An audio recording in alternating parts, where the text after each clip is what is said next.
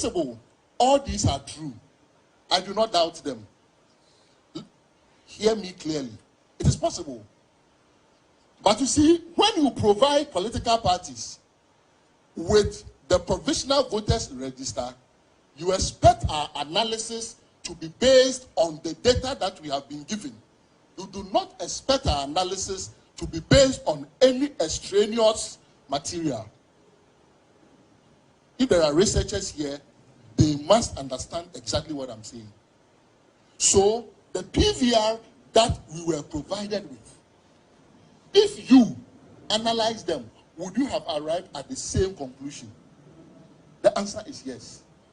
So even there, as you try to rationalize after having the information, what you forget is that you are assembling what you did not provide political parties with to rationalize. This is why, because of the coefficient of bias, which is very, very high in this case. Me pastor, for felicity to MIA. There be a motion and so. Heroes of our time. Yeah, heroes of our time. Napoku join us and I think so. Yenya solo and Omomaka Divine Chromanum Omina will join us. But wait, I won't hear me call. So, Wonto, as a media practitioner, your observations. You didn't come, I mention a tear for near her phone, na Nema Bibia so Akwaba. Na, I said, no Friday. BBC will have Mura studio, no. Na me kind news in tea, me say me corner Marco kind. Before now, producer frame, Kwame a frame say, delivery guy be. Ebe deliver na me say me nya way so be ebe deliver bibi ama me. Okay. Me be do reception ye say obi aba be hwem o say friend Alex. O si nipa mienu na me say Alex. Me minimal less bia me obi an hye me boss obi aba be surprise me and enya me birthday. Na me dem buy. Nti me do car park am con then the lady minim say lady no adwuma mu ha dia. And I was okay Sammy at the am say no so some obi hwehwe. I'm so okay because I was in a hurry. Then a guy approached me and said, or so of him, and I'm so offering him, or so be the idea man, so family me. Where you wine? Then he opened a book and then he brought a writ sermon. Say a free high court na Luma of NDC Dome Kwabena. Me hear na a Luma and I assume me so me receive ye and I'm quiet. And I'm call ready no. Luma say was see me as you are cry FM. Say me ma betena ha ka se wakoye fundraise with the NDC food dia kwagigi ska odome Kwabena. Why na ifren Luma? Oye ukodome Kwabena sesia ono ena aziklamti appoint no say security coordinator for the party and also a council of state member and is the bank ruler of aziklamti. Enti ono no ka aziklamti awaka no. Oh. Aha. Enti no court in time damage na yaman $1 million. Say minya dollars I empe Ghana Cidia ebeso $10 million na yemfa emano. Let's see you. Masum na ma make a comment. Me comment is very simple. Medalu Masi for the biggest opportunity and the biggest platform. Our dear mommy. Sometimes when you sit here and say something, obi face obi tan obi inti na oka, but court to me platform no dear man no. Ehon ye be verify bibia. Now I say whether we sit on radio to lie or we sit on radio to tell the truth. And I mean, but do you have evidence? Nana, yes, say court they give me evidence. Or say me so a criminal, no nya criminal that. Okay, no ana nyam na me. I said it, say. Na nyam na me. Dabi na no too. I said it, say. Me petition national chairman na si ninki chairman si ninkitia. Say any panel ma appoint on Dome Kwabena as council of state, council of elders, our constituency nim as a security coordinator no. Or what criminal records and for that matter on some fata. Say this opposition be mantima petition national chairman. Or see when you hold the criminal records biya. Into my tarnishing image into my defaming no into man $1 million. Nana, but criminal record we no. Nana men kawaha. Because now no to them the beach no. Men kawaha. Game ni say evidence. Intimate Dana the biggest platform. The biggest platform. Nana me say. You see, sometimes people things that we know they don't know. But we say oh can na dwuya sisi na near frantino or baby di watam. It will take them decades for them to understand. And I know said this legal situation be go through no. Everything every day be able court baby and the report will be out. Tinana the ammunition is there. Anyway. And Timidana say we are going there. Nebi no masha say frame oh say osinu oni kra say one na already good no Luma when one kwanko withdraw case no. Oh, but on I think say that be don't take entrenched position. Nana. If he's a brother, if so chinebi ebia what the young father say no kreno nim nipa kro na eneno hu nipa kro, then he feels like oh emfaso bia niswa. Don't taunt him like oh say ni. Emfaso bia niswa na ma follow ya metianika uko withdraw say mi sikashi. Missy Kashi. To me, manage. I'm a quad my fan, my bonnet power when you Juma Bia. Obey Juma. Young friend to Nana, before I call electoral commission, honor, I'm saying a Bibia Coso. President John Dramani Mahama Miti are so for. Ewo, Dudrona, Cassia Wagan has seen no movie, yeno, or Mudomon Saturn or so, a bompire at the Amano. Now the controversy who a year. Isaac Owusu Bempa, Isaac Bempa, Owusu Bempa. I osofo. Or can't a software call ye be a Omodomon Sato Mahama so. Sir, Okobi. Okobi. Ah, are you sure? Yeah, Okobi. What then Sato Mahama so a bompire. Say, yeah, Radia Yachan, Owusu Bempa was there. Really? Yes, Owusu Bempa laid hand on President Mahama this afternoon to pray for President Mahama. Said the Yankopo Yachan say. And nama koma pa Mahama wuntino onyankopon se wode Ghana ahye enti a sign and sealed ekoso.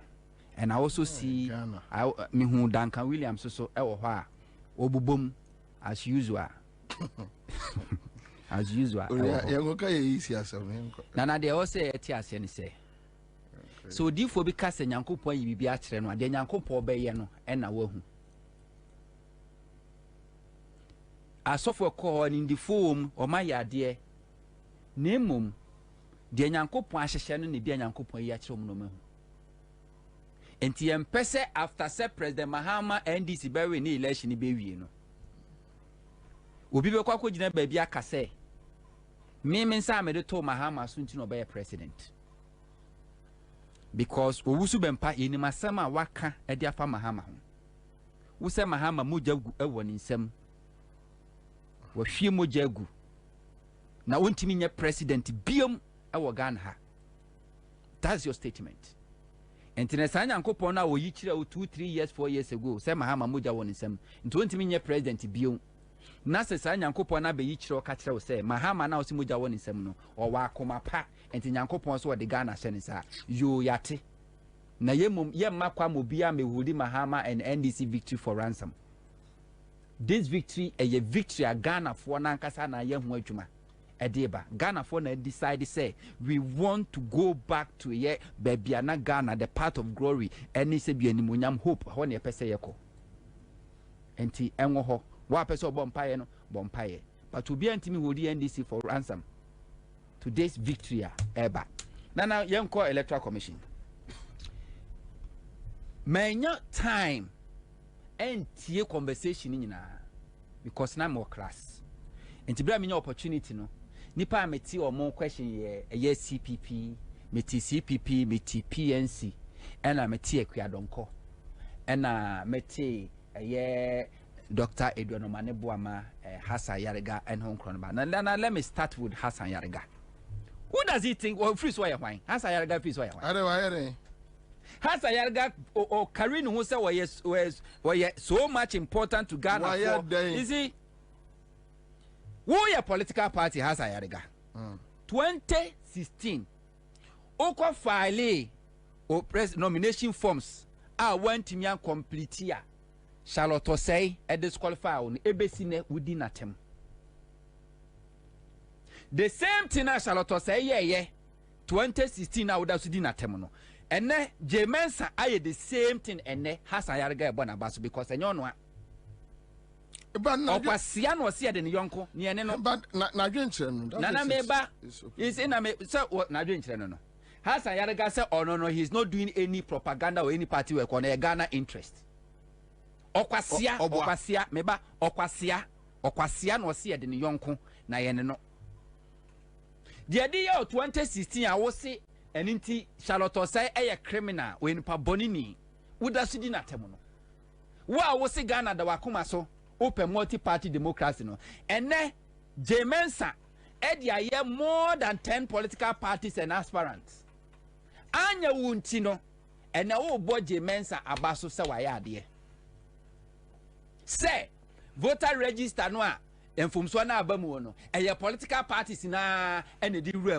na eye computer so feed no wrong information ebe produce wrong information e di amount political parties na dey aba and they shouldn't blame the electoral commission na the electoral commission is so much no say o gidie wom na nobody can base on provisional voters register and criticize the electoral commission Hassan Yariga last week balloting course no I was tempted to say NDC4 should be very careful about Hassan Yariga because all this while Ellen Crawford free say Hassan Yariga I was so sport for NDC and when they are treating people omu treaty say you a get crashing Crawford some people have that kind of perception Hassan Yariga says so ne a mami free more party the current chief of staff Edi Agronyene and since then the utterances he's no more thinking and reasoning and acting like the normal human being that we knew. Now we are balloting when independent parties candidates raise concerns about how electoral commission is set to more aside. Now I am balloting for political parties, flag bearers, and so I raise more concern. Hassan Yariga who kasama electoral commission. Then Hassan Yariga sorry as one respond to so they should forget it. Now no money structures be omunya political party. How dare you? And then Hassan Yariga is the unofficial spokesperson of the electoral commission. The same person and now would the electoral commission attempt under a yes Charlotte say a political parties, you know. And I register mine, I'm not for foreigners, and I do maba. And for that matter, we cannot blame the electoral commission. Bullshit. Why the register? Why the register Sancrophone? Same. Now, why the register Sancrophone? NDC MPP political party bang and no one to me register obedient in Dinko voters register. And your electoral commission. Spoil inside. And your electoral commission. Who we are, what the catcher say, provisional register, and we cannot base on a provisional register, and the provisional register and NDC for some more cano, or no has Ayarigano, so per president. You said you want to be the president on for this country. You want to win credible election. Yet the voter register now opens a chance to the Tuaba Emma obey credible president, a fraud, and you don't talk about it. What bomb will she? People Ghana has to be Aquatina broche Bob Brana when you ska kakra, no besifie, Nancrofor, Oska, no say you Uncrofor, Lord himself of us, a do election time as multi party democracy, no aquacofa, a year bass, none the bedroom, the toilet room, would did no ne, our bass in master air condition. And then the other, we are. No, I back to Ghana for say to Abana Mammy. And then I women I say, you call IPAC meeting, yen take his uncle for women in our consent. And then the other. No, that's the truth. We need to tell people the other. So we share proceedings. Kaba to blow. Monsieur, and the other. Kaba to blow. Obia did ya mean Wakonya Skakwa Kotobas, Sabro Fibas, you to Quimby. And the toilet in the kitchen, what did you bass, no that bass, no new bass. That's the truth. Another. Oh, we are not about to when Ghana is at the crossroads. We are Crawford, the only one, a day. A day. A day, Bassam. We are now Bassim, and I'm saying. Now, if I know me, am I in the idea of July? Oh, dear. Let that one slide. Say because of multi-party democracy. Say electoral commission say what free IPAC meeting. And this IPAC meeting now friend is based on NDC. consistent revelations, any discovery or your voters request, any the request, and now yeah, ya over catches where my don't call 4 minutes to talk nonsense. And Dr. Omanebuama and this is some casa 4 minutes. Are you crazy or what? Based on what? And I will compare Kwadonko to NDC.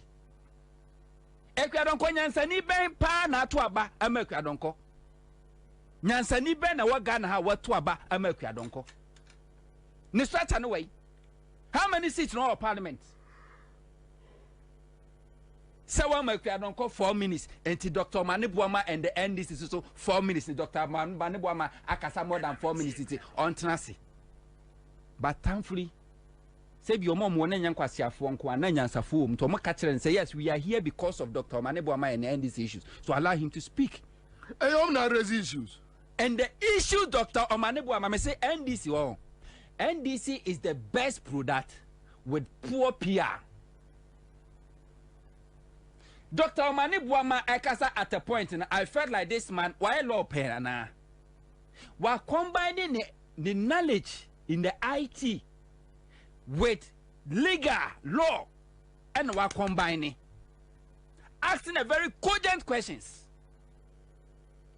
will be sent be electoral commission to me here not to satisfactory of layman. They answered 3 but not to satisfaction. None of they them refused to answer the rest on to me also on Tiasie on to me. They cannot answer the questions. So Ghana, we are not joking. We have 64 days to elections. Who electoral commission?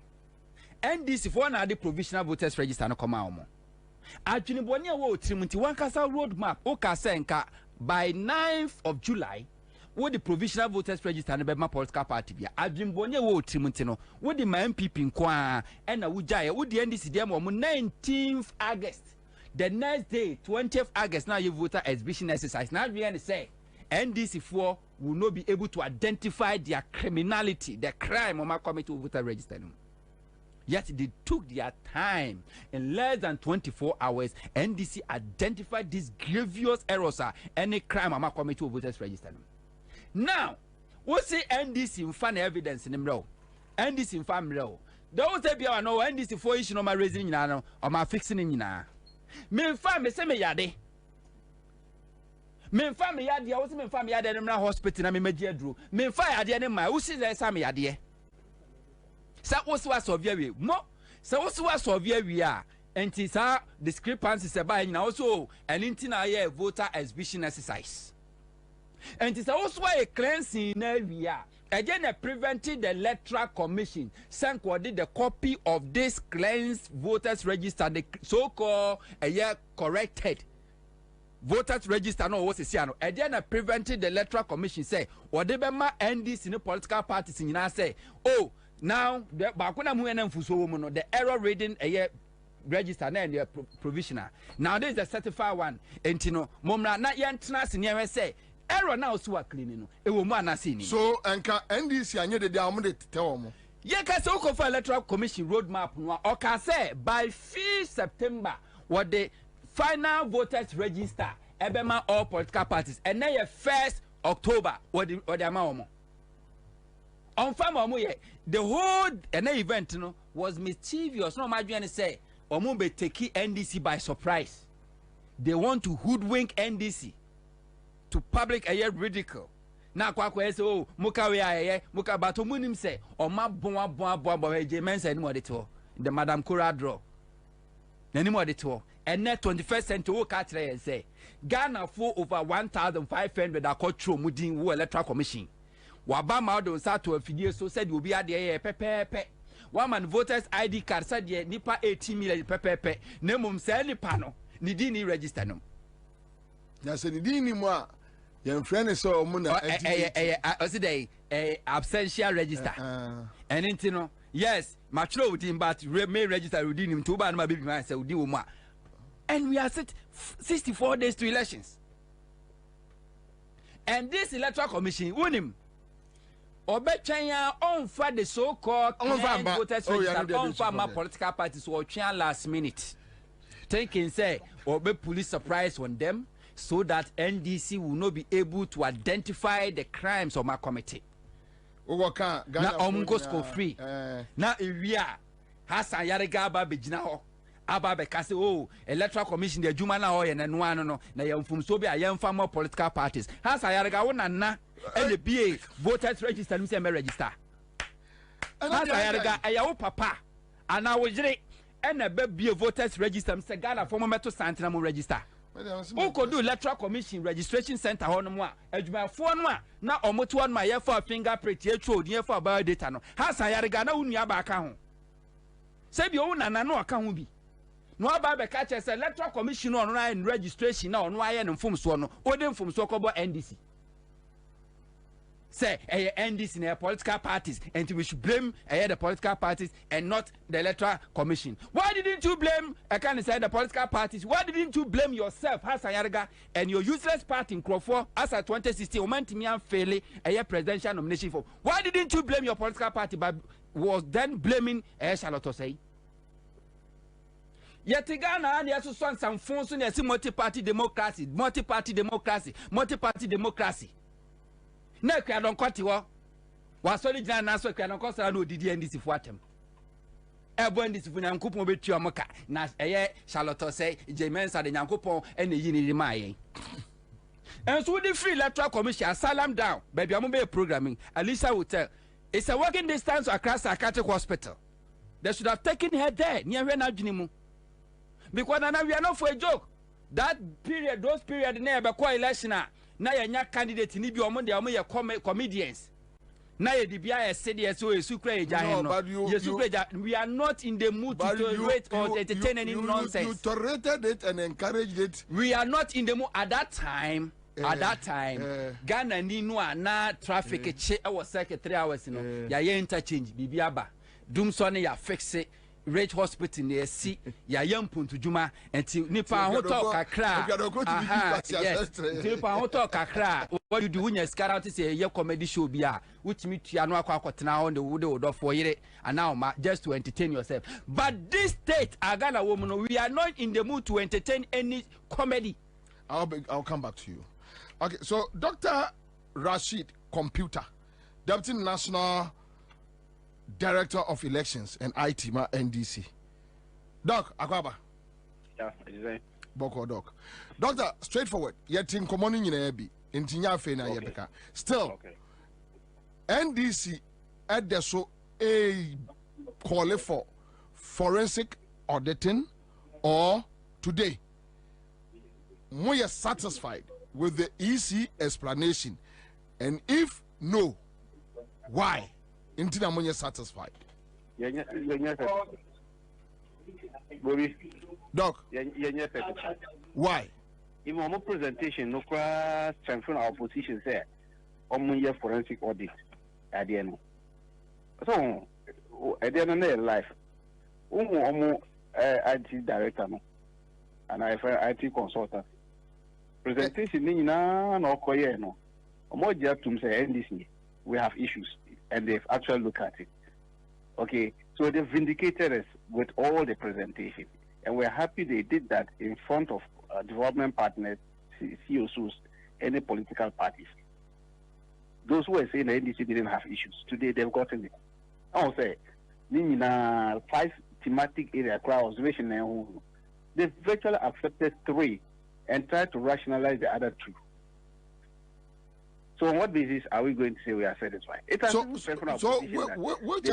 are the 3 ones they accepted and which are the 2 that they rationalized it? A friend say that corrupted files. They admitted yes, it came from them, and they admitted the 243,000 who transfer no current transfers. They've admitted to it. What do you think? They've also admitted to the 3,000 plus that names they've taken out. They say they put them in exception list and multiple voters list. So when he was talking about it, he didn't even know that he's rather opening himself for more trouble. Oh, say my boss will be someone say, was it multiple lists and 26,000. Now multiple lists from 2020 up to 2024 and 2,000 crap. I'm going to 26,000 every year. So, and so with that, it has strengthened our position, but the proper response will come after our FEC meeting. FEC will take a decision and will respond appropriately. Me pacho, Jane Mensa catch them in front of the camera that asking for forensic auditing is too premature. But meanwhile, they demonstrated that there is a need to have that. Because almost say, okay, be so full. Papa no ICT friend say consultants no. Yeah.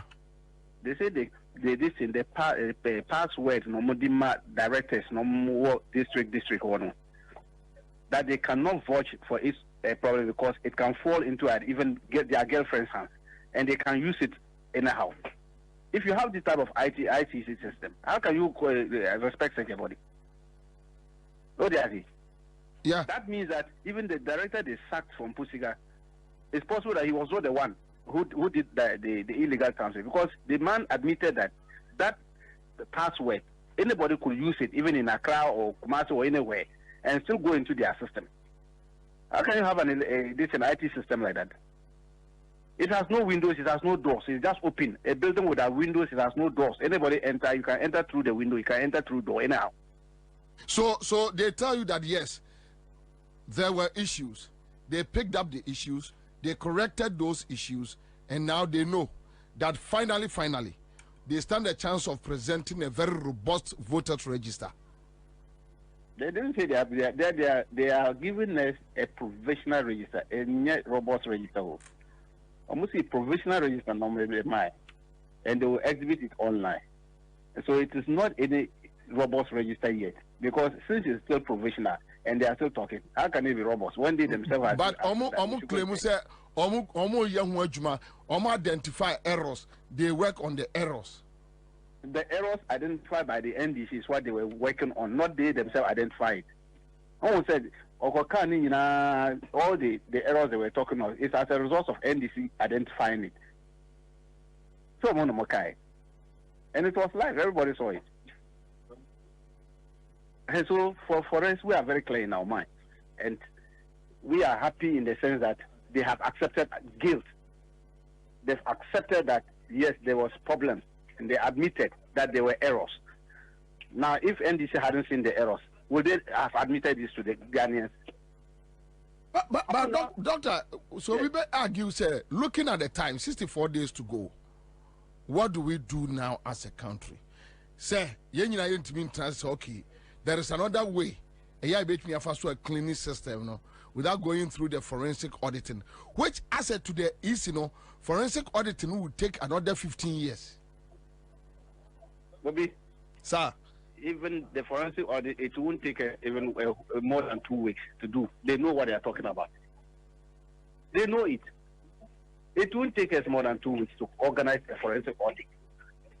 The forensic auditors will come and look at the IT system and see who people are culpable, who people were doing those criminal affairs. And so we are not saying that they should come and go to every district like that ignorant presidential candidate was talking at the platform. Nobody said that they should go to all the 276 constituencies to do audits. Most of them didn't even understand what they were talking about. And they were just exhibiting their ignorance over there.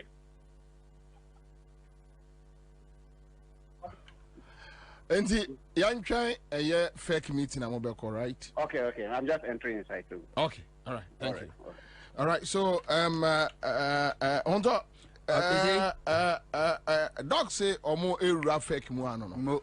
And tepanga ebesi Oyo electoral commissioners now na. They are the biggest monkeys sent to do best job. And we and yasum so monko ye entakrabo adwuma. Because ordinary yes, ordinary president say I do it in fruit dua. Every food dua ba akoso kosi dua ba akoso. Into which my anoma adwuma. And yasem fu nwe akokugu so monko ye entakrabo adwuma. Jemensa Electoral Commission 28 August and oka say the voters register no a robust na credible. And was I repeating that word robust several times. Nana robust a bronicas I was say strong it can't be a robust a strong resilient and capable of withstanding challenges or adverse conditions. Chesa adia emu den a chese ehun kura bo a enka no vulnerable ono no ka robust no na electoral commission IT director no so ka say almost system no vulnerable. What is the meaning of vulnerable? Vulnerable say weak, exposed, or susceptible to harm, danger, or failure. And TJ say catches so more register ne de a robust, a huo, a yensio, a joe, as I was so crying about Banwa and Kano. Nani IT director no. I know the Oswako school and then name IT. No so catch and say, Omo rope a register no. It is a attentive who may be from a pay and a bonnet crow. And yan no any as one song no majuma. Ufisa has a yariga. So when you answer any what is robust, any my dear vulnerable, would he be commending the electoral commission said they had done a yeoman's job? Ufi said a kwadonko. So a translator and yet translated Sansemo in the Kuni Trimwa or bet you know could the NDC for Atamaka send this for a bussy for. And then Kwame Nkrumah party said they are happy. CP before so they are happy about the electoral commission. They said they are happy about the electoral commission and took her in an IPAC meeting course or no. It's NDC against all other political parties. Few thinking political parties say you a great consolidated popular party and few others. And I dream a dog mutrimun ya dream more doing tromo dream who said the NDC for cano. We need some more Ghana for ye. The rest, some of them, they just wanted to be heard. Kofi Akpalu. But they should almost share side them away. All these political parties are my margins and Marco Jeparian for. Marco MPP former Musicato Pickers. If you filing fee, MPP for a tom at a chia cademamo. Marco Jessica hundreds of thousands. Aquaje cast. And to my journey, some more the mobile are they onto the number. Nama cause this can say distraction for free, fair, and transparent elections. No, Monka uni se Ghana I no monetia. Baby amotiano Ghana fobinim. Se Ghana jatomwa yenyina ne tia. Se ye ya ye ma yenyina. Esenso so a esegu yenyina yetiri so. They should think about it. Now, what sense would it make? Kofi Akpalu ti ni party how many years ni?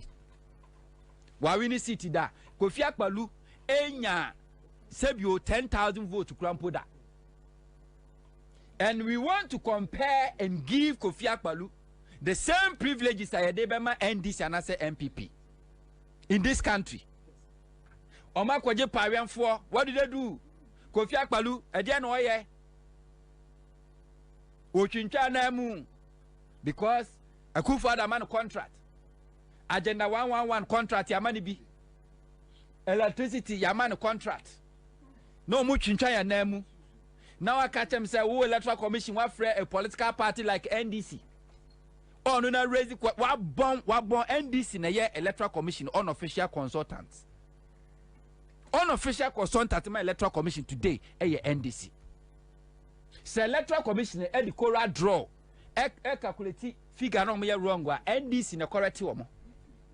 Putting figures together akro muntim na NDC na correct wo mo. Omo bokro no wo register no NDC na expose wo mo. Na NDC no catch and senti NDC wasoma Dr. Omane Boama. Wasoma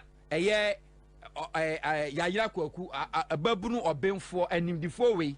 No monko electoral commission on this register NDC na probidia bedun pempeso a wo se wakasa 4 minutes because ekwadonko akasa 4 minutes and NDC so enkasa 4 minutes ekwadonko begina ho di NDC for atam uninterrupted 4 minutes and Dr. Edward Omane Boama on so make us 4 minutes and we are entertaining this and I repeat. The mood when Ghana approaching 2016 election different as compared to this because Sabreno na ensukomo ne Ghana for and crying na ensukomo ne yen for one use aba to agenda title Sabreno na yenin dun so bio Sabreno na apemfo omo na fom ne age oma wo sabre no na napkufo ekomo ndi wo mo eni ntino se nipa bia no nyakopo ya adom na sa enema mu yemrema wa. What you think about is realization. Ube relax it. Obia so person relax ya, person oti aseme de empasresem. Obi bia ni wa ne maami awu ana ne yira awu ana ne bawu a woti ni su a obeja also okọ comedy show da. And those times 2016 ye betimi entertain comedians like Hassan Yarega, comedians like Ekuya Donko, comedians like Ofia Palu and Co. Ye betimi entertain no more. And then we don't have water to drink. And then in the abundance of electricity, we are still suffering doom so. And then Ghana, the economy is broke. And I pay for that form near Joe war. They don't even get bed. Until we are not in the mood to entertain any comedian as far as 2024 election is concerned. These 64 days remain in the Koto Abano. We will not entertain any comedian. So Hassan Yarega, if you want to do comedy, go to Nigeria. Ghana, we are not even good when it comes to comedy. Go to Nigeria, make your comedy. Oko America, Sabas no awutimu awudi Ghana for you say we campaign no. Comedians are America. And no mutina mudi ko comedy tour. So there's nothing wrong. You can use the same van, go around and do your comedy show and leave Ghana's democracy in election to a serious thinking people like Dr. Eduardo Manebuama and NDC to do it. And that's my statement. Live on Accra 100.5. Just take a break once again and take some chilled water. At this point, you need Belacqua.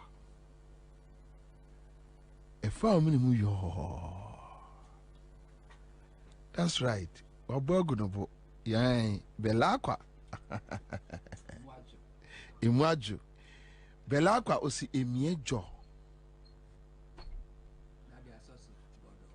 Emiejo. Bodo. All right. Belacqua de omunfa bodo nka ho. Emiejo, emwaju. Egu mini mo a ekobodo. Yeah. Then also offer the Belacqua. And also Umiagunenum Emiejo.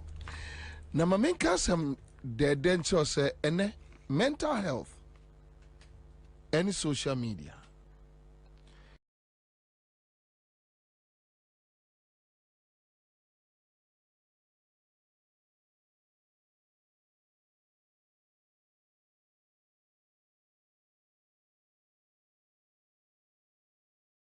Social media. A basse a be a wajuna bread because what should you social media? Yeah, just take a break.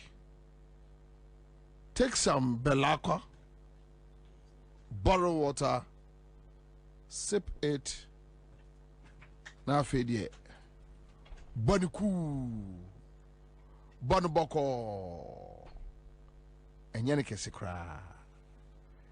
Nana, Mamen Komra, I'll be back.